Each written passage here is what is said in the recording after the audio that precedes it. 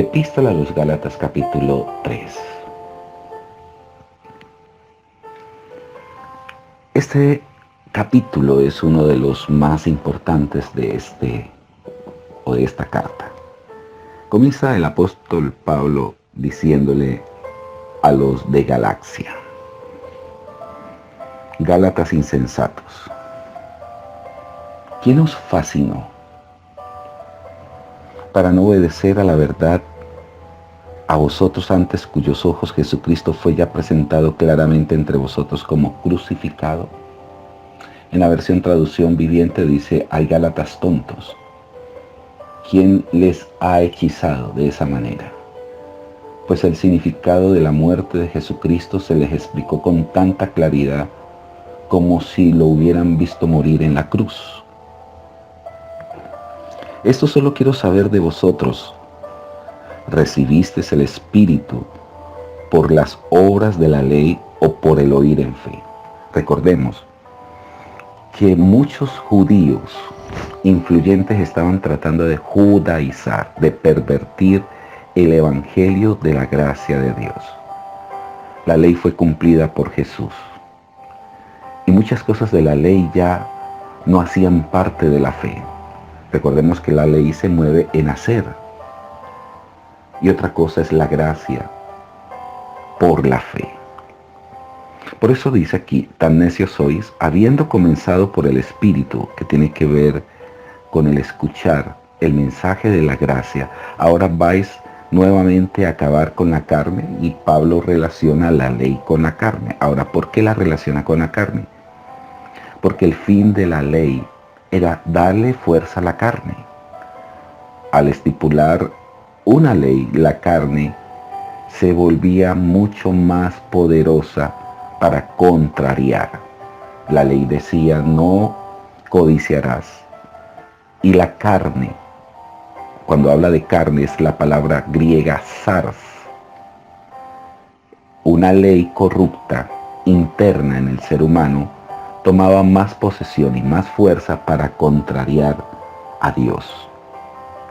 Por eso el apóstol Pablo dice: una cosa es el poder del Espíritu en la gracia a través de la fe, y otra cosa es tratar de agradar a Dios con la ley o con todos estos rituales que conformaban la ley. ¿Tantas cosas habéis padecido en vano? Si es que realmente fue en vano, aquel pues que os suministra el Espíritu y hace maravillas entre vosotros, lo hace por las obras de la ley o por el oír con fe. Y todos sabemos que es por el oír con fe. El pacto de Dios con Abraham. Y Pablo se traslada a Abraham. Dice: Abraham creyó a Dios y le fue contado por justicia. Por eso la dispensación de la promesa tiene que ver con fe. Y es muy similar a la dispensación de la gracia. Simplemente que la dispensación de la promesa está basada en una promesa, y en la gracia es una promesa que ya fue cumplida. Es decir, una realidad. En la promesa era una promesa, en la gracia es una realidad a través de Cristo. Y la Escritura, previendo que Dios había de justificar por la fe a los gentiles, dio de antemano la buena nueva a Abraham diciendo: en ti serán benditas todas las naciones. De modo que los que son de fe son bendecidos juntamente con el creyente Abraham. Porque todo lo que depende de la obra de la ley está bajo maldición. Pues escrito está: maldito todo aquel que no permaneciese en todas las cosas escritas en el libro de en la ley para hacerlas. Y que por la ley ninguno se puede justificar para con Dios. Es evidente, porque el justo por la fe vivirá. Y la ley no es de fe, sino que dice: el que hiciere estas cosas vivirá por ellas. Cristo nos redimió de la maldición de la ley, hecha por nosotros maldición, porque escrito está: maldito todo aquel que es colgado en un madero. Y qué gran revelación. Y usted me va a prestar atención en estos segundos. La ley estipulaba bendición para la obediencia y maldición a la desobediencia. Pues a la final todos estábamos confinados a la maldición. porque ninguno era capaz de obedecer por la ley de Dios, por la ley interna del pecado. Cada vez que yo trataba de obedecer, el pecado tomaba mucho más fuerza. Y por esa razón el hombre estaba bajo maldición. Y esa maldición se ve reflejada en pobreza, en miseria, en tantas cosas que el mundo hoy se encuentra. Y lo que hace Jesús es que obedece la ley, y al obedecer la ley se convierte en la persona apta para ser receptivo del pecado de aquellos que van a creer en él. Lo que hizo Jesús fue la ley de la transferencia. Nosotros transferimos al cuerpo de Jesús el pecado y a la misma vez la maldición en aquella cruz. La Biblia no dice que la cruz es maldita, como muchos estipulan. La Biblia dice que maldito es el que fue colgado en un madero, es decir, Jesús se hizo maldición. Amigo y amiga, aquellos que están en Jesús no están bajo maldición. No nos persigue la maldición del pasado. Esa maldición ya fue rota en la cruz y usted y yo lo tenemos que creer, lo tenemos que hablar, lo tenemos que estipular en nuestra vida. Dice aquí, verso 14, para que en Cristo Jesús las bendiciones de Abraham alcanzase también a los gentiles, a fin de que por la fe recibamos la promesa del Espíritu.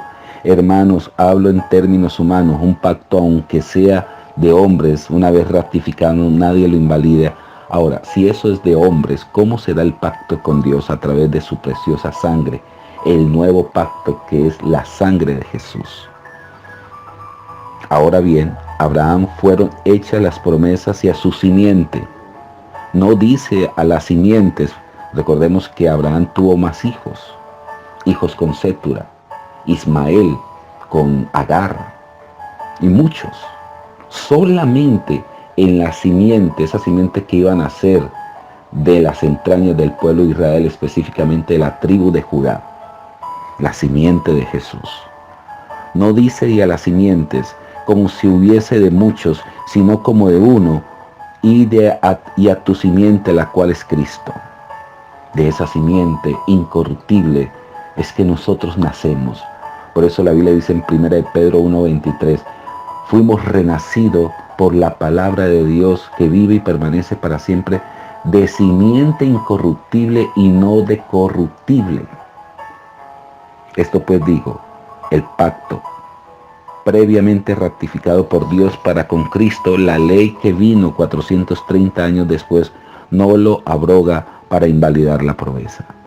Porque si la herencia es por la ley, ya no es por la promesa, pero Dios la concedió a Abraham mediante la promesa. Recordemos que Abraham se estableció como dispensación de la promesa. Ahora, ¿cuál es el propósito de la ley? Este versículo 19 es sumamente importante. ¿Por qué o qué fin tuvo Dios de establecer la ley? Entonces, ¿para qué sirve la ley? Pues ella fue añadida, aún más Dios le estipula como añadidura, a causa de la transgresión, es decir, a causa de nuestros pecados, hasta que viniese la simiente, que es Cristo, a quien fue hecha la promesa y fue ordenado por medio de ángeles, es decir, que los ángeles fueron los que dictaminaron la ley, fueron los que dictaron la ley en manos de un mediador, y el mediador no lo es de un solo, pero Dios es uno. Luego la ley es contraria a la promesa de Dios en ninguna manera, porque si la ley dada pudiera vivificar la justicia, fuera verdaderamente por la ley. Mas la Escritura lo encerró todo bajo pecado, para que la promesa, que es por la fe en Jesucristo, fuese dada a los creyentes.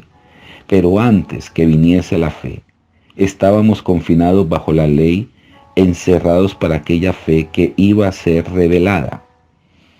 Y aquí hay una palabra importantísima.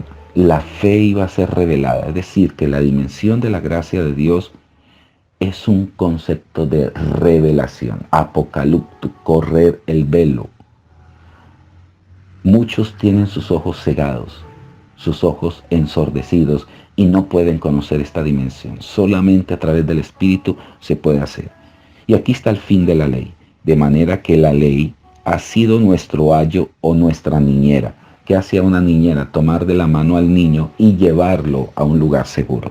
Lo que hizo la ley es decirle, bueno, usted no puede solo a través de sus medios justificarse delante de Dios. Venga, lo llevo, ¿quién lo puede hacer por usted? Y lo que hizo la ley es direccionarnos a Jesús para llevarnos a Cristo, a fin de que fuésemos justificados por la fe. Pero venida la fe, ya no estamos bajo ayo, pues todos sois hijos de Dios por la fe en Cristo Jesús, porque todos los que habéis sido bautizados en Cristo, de Cristo estáis revestidos. Ahora, ya no existe ni judío ni griegos, no hay esclavo ni libre, no hay varón ni mujer, porque todos vosotros sois uno de Cristo. Y si vosotros sois de Cristo, ciertamente linaje de Abraham sois, y herederos según las promesas que Dios le hizo a Abraham, y que se ratificaron en la persona de Jesús en la resurrección. Por eso usted y yo, querido amigo, ya no vivimos bajo promesas, sino bajo realidades. Bajo realidades. La gracia de Dios es una realidad cumplida en Cristo Jesús. Por eso el Señor dijo en la cruz, consumado es. Todo fue cumplido. He obedecido hasta llegar hasta el propósito por la cual vine a esta tierra. ¿No le parece excelente esta gran noticia? Esas son las verdaderas, buenas nuevas de salvación. Amigo y amiga, que tengan un excelente y precioso día. Bendiciones.